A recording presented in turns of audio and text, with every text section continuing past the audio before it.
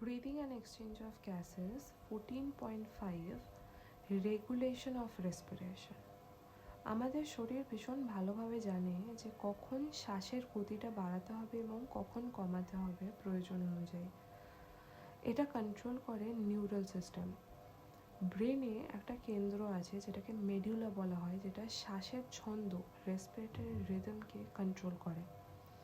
আর একটা কেন্দ্র আছে পন্স, যেটাকে বলা হয়ে থাকে নিউমোট্যাক্সিক সেন্টার। এটা এই রেসপিরেটরি রিদমের যে ফাংশনস সেগুলোকে কন্ট্রোল করে থাকে। এই কেন্দ্রগুলো সংকেত পাঠায় কখন নিঃশ্বাসটা কমিয়ে দিতে হবে আবার কখন বাড়াতে হবে। এতে রেসপিরেটরি রেটটাও বদলাতে থাকে।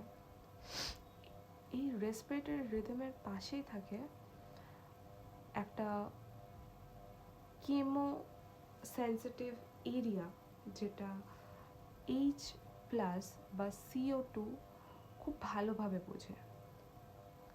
শরীরে যদি এগুলো বেড়ে যায় তাহলে রক্তনালীর দিয়ে সংকেত পাঠায় ব্রেনে, যাতে শ্বাস প্রশ্বাস বেড়ে যায় এবং এগুলো এলিমিনেট আউট হয়ে যায়।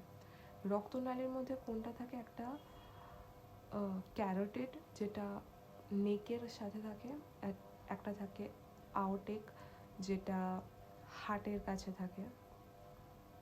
এই দুটো রক্তনালী সংকেত পাঠায় যে CO2 বা H+ যদি বেড়ে গিয়ে থাকে, শ্বাস প্রশ্বাস বাড়িয়ে দিয়ে এটাকে যেন এলিমিনেট আউট করে দেওয়া হয়। এই পুরো রেগুলেশন অফ রেসপিরেশনে অক্সিজেনের ভূমিকা একদমই কম বা নেগলিজিবল যেটাকে বলা যায়।